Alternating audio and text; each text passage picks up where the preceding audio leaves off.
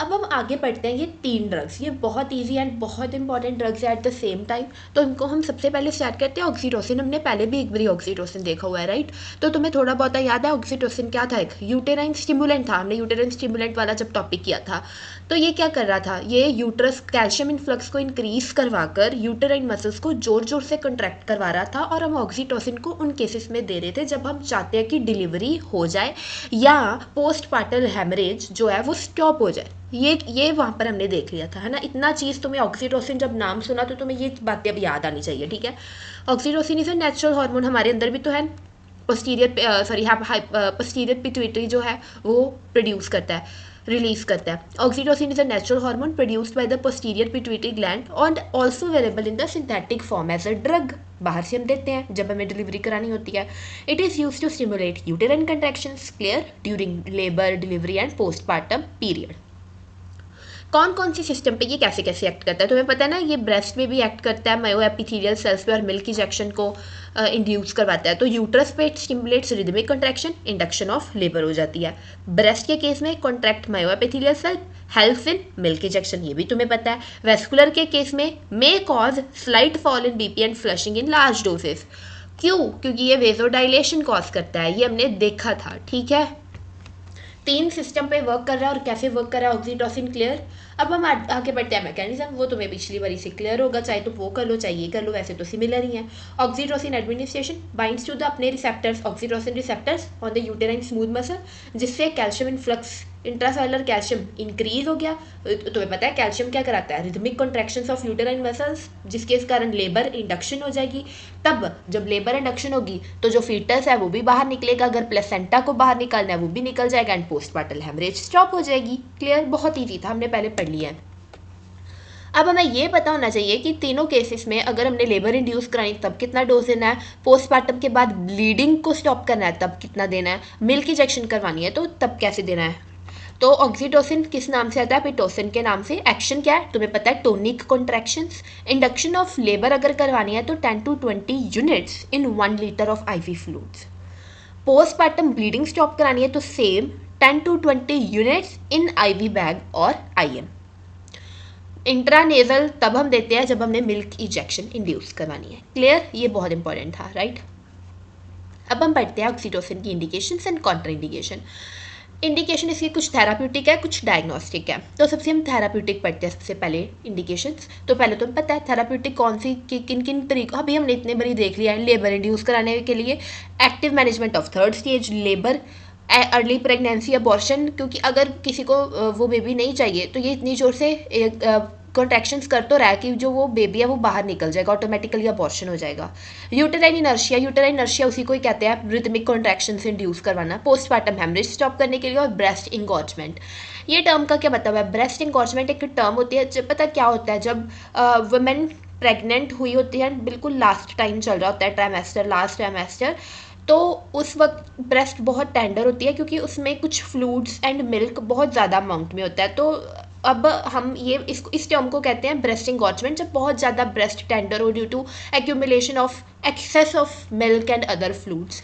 तो हम ऑक्सीटोसिन देके मिल्क इंजेक्शन करवा देंगे तो वो जो ब्रेस्ट इंगॉर्जमेंट हुई पड़ी है वो ठीक हो जाएगी, रिलीव हो जाएगी। क्लियर है? डायग्नोस्टिक इंडिकेशंस क्या है? ये जब ये हमने बहुत अच्छे से देखा था, contraction stress test and this is same contraction stress test को ही ऑक्सीटोसिन चैलेंज टेस्ट कहते हैं। ओसीटी मतलब ऑक्सीटोसिन चैलेंज टेस्ट, ये हमने देखा था ना। अगर हमने जब देखना हो कि जो बच्चा है और मदर है वो इंटेंस लेबर को सह पाएंगे या नहीं, अगर हमें पता है कि मदर डायबिटिक है या हाइपरटेंसिव थी या टीनेजर है, तो उस केस में हम ये पहले करवा के देख लेते हैं। एंड ये डिफरेंट है, एक्टिविटी टेस्ट है वो कुछ अलग चीज़ है। इसमें क्या होता है, हम चेक करते हैं कि यूट्रस रेडी हो गया फॉर कंट्रैक्शंस। मतलब ऐसे देखो, अगर लो डोज ऑक्सीटोसिन पे ही वो अच्छी कॉन्ट्रैक्शन दे रहा है, मतलब यस वो उस पर वर्क कर रहा है, मतलब यूट्रस रेडी है, थोड़े से ऑक्सीटोसिन पे ही वो अच्छी कॉन्ट्रैक्शन दे रहा है, but even after giving high dose of oxytocin it is not responding, इसका मतलब uterus is not ready for delivery. तो इसको कहते हैं ऑक्सीटोसिन सेंसिटिविटी चेक करना, कितना सेंसिटिव हो गया वो ऑक्सीटोसिन के लिए, कितना अच्छे से वो वर्क कर रहा है। क्लियर है? ये 2 डायग्नोस्टिक इंडिकेशन है और वो सारी थेराप्यूटिक इंडिकेशन है। हमने बार बार देखी है, सेम चीज़ें हम रिपीट कर रहे हैं। उसके बाद हम देखे हैं कॉन्ट्रा इंडिकेशन। पहली कॉन्ट्रा इंडिकेशन क्या है? तुम्हें ना रट्टा मारने की ज़रूरत ही नहीं है। तुम्हें पता है ऑक्सीटोसिन इंटेंस लेबर करवाता है, तो हम किस केसेस में नहीं चाहेंगे कि ऐसी इंटेंस लेबर ना हो। पहला, सिफेलोपेल्विक डिस्प्रपोर्शन। इसमें क्या होता है कि बच्चे का सिर उसकी बॉडी से इतना बड़ा होता है, उसके कंपैरेटिवली इतना बड़ा होता है, तो इंटेंस कंट्रैक्शंस करवाएंगे तो चांसेस है यूट्रस रप्चर हो जाएगा या फीटल डिस्ट्रेस हो सकती है, तो हम तब नहीं चाहते कि इतनी इंटेंस कंट्रैक्शन हो। दूसरा, माल प्रेजेंटेशन। इसमें भी बच्चा अगर इस तरीके से पड़ा है जैसे यहाँ पर ट्रांसवर्सली, तो फिर यूट्रस रप्चर हो सकता है। प्लेसेंटा प्रिविया, ये पिक्चर में देखो, प्लेसेंटा प्रीविया में क्या होता है, इंस्टेड प्लेसेंटा होनी यहाँ पर चाहिए थी, बट वो है कहाँ पर, यूट्रस की ओपनिंग में। तो यहाँ से तो बच्चे ने पास ऑन होना था, बट वो प्लेसेंटा आई हुई है।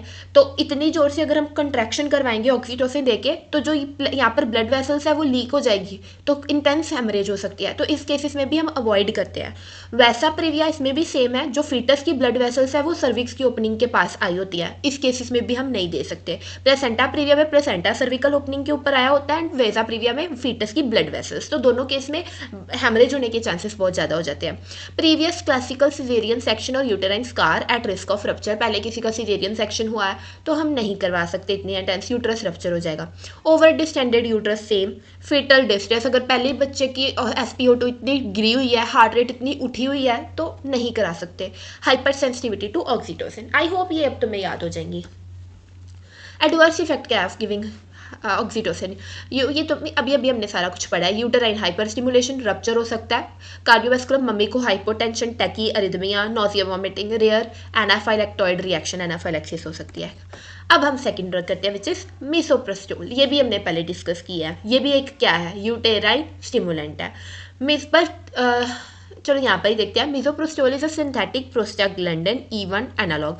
पहले तो तुम्हें मैं टर्म बता देना चाहती हूँ, जब हम कोई भी चीज़ में यूज़ करते हैं ना एनालॉग, इसका मतलब यह है कि ये हमारे अंदर भी है, बट जब हम इसको सिंथेटिक फॉर्म में दे रहे हैं बाहर से, प्रोस्टाग्लैंडिन E1 एनालॉग, तो एनालॉग का मतलब है ये अंदर तो है पर हम बाहर से सिंथेटिक फॉर्म वाला बाहर से दे रहे हैं, एनालॉग का ये मतलब होता है, ठीक है। Prostaglandin E1 analogue use to induce uterine contraction, ये भी एक यूटेराइन स्टिमुलेंट है। And very important, ripen the cervix. इसके दो काम है, एक तो ये यूटेराइन स्टिमुलेंट है जो हमने इसका वहाँ पर फंक्शन पढ़ा था, दूसरा ये सर्विक्स को राइपन करता है। इसका क्या मतलब है, सर्विक्स राइप करता है, इसका मतलब है एक तो उसकी डायलाटेशन करवा रहा है, दूसरा उसको सॉफ्ट कर रहा है ताकि वो ईजिली जो बाहर निकल सके, जो फीटस है वो ईजिली बाहर निकल सके। तो सर्विक्स को डायलेट करा रहा है, उसको सॉफ्ट करवा रहा है। It is used for the induction of labor, medical abortion and prevention and treatment of postpartum hemorrhage। ये तुम्हें पता है क्या, वही है यूटेराइन स्टिमुलेंट्स के जो फंक्शन है।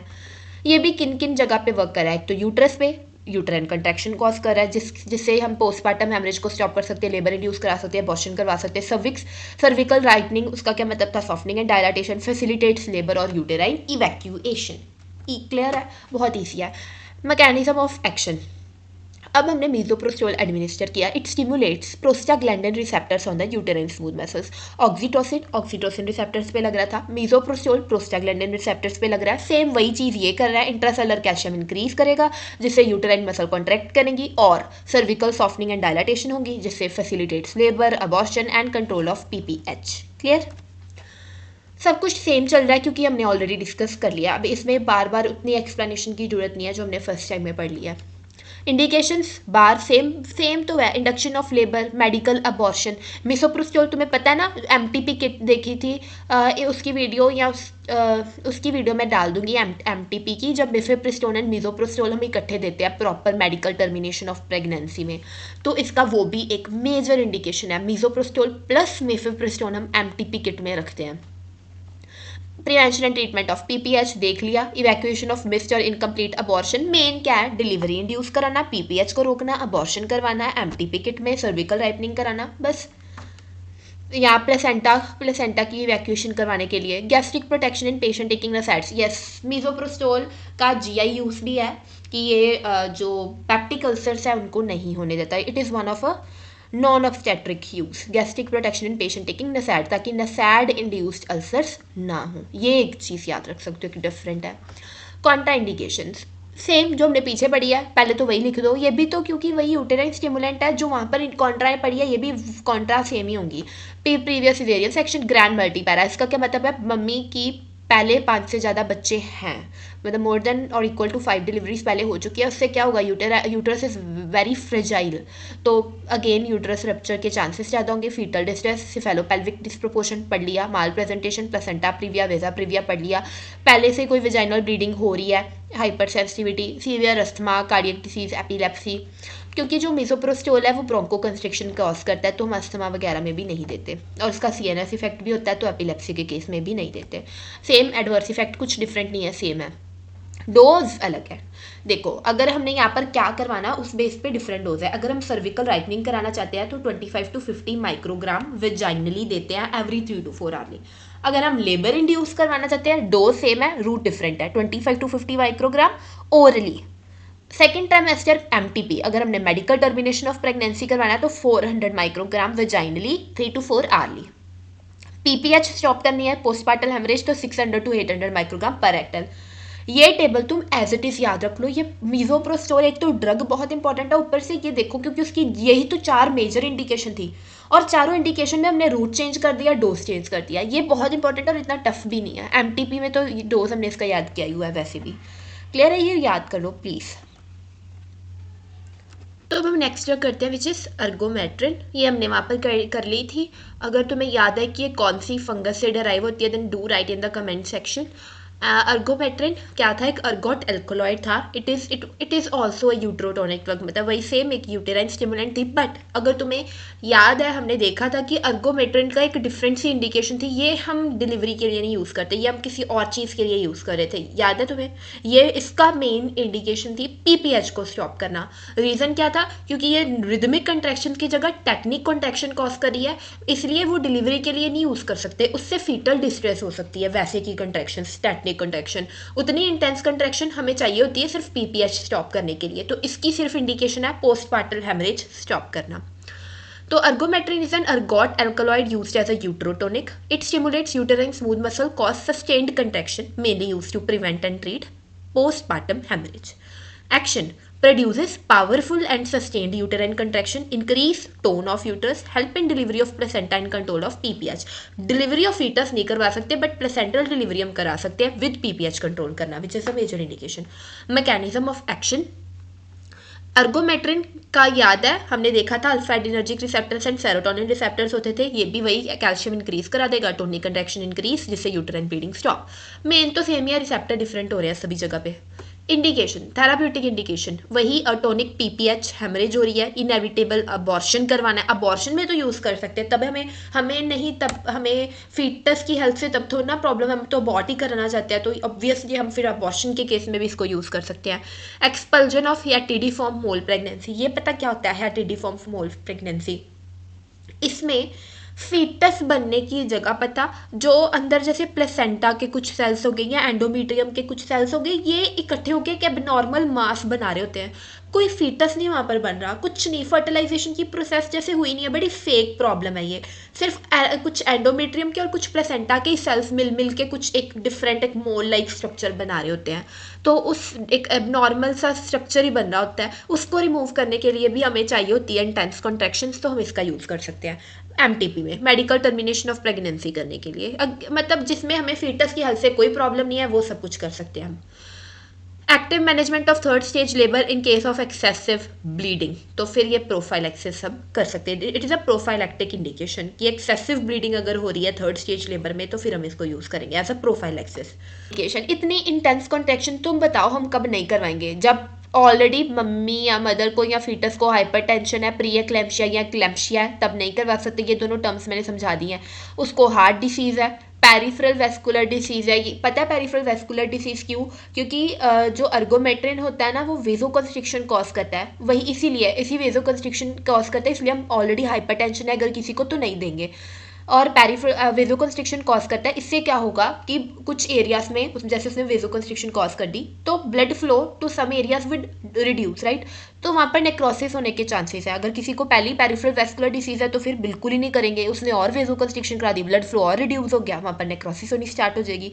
सीवियर लिवर और किडनी डिसीज, तुम्हें पता है ये दोनों एक्सक्रीशन एंड मेटाबॉलिज्म के लिए कितने इंपॉर्टेंट है, तो नहीं। ड्यूरिंग प्रेगनेंसी बिफोर डिलीवरी में कॉज यूटेराइन रप्चर, ऑब्वियसली वो तो हमने बता ही दिया कि डिलीवरी के लिए हम इसका यूज़ नहीं करते। डोज कितना देना है, आईवी स्लोली देना है क्योंकि ये बहुत स्ट्रॉन्ग ड्रग है, 0.2 mg only in emergency and given very slowly, ठीक है, सिर्फ 0.2 mg।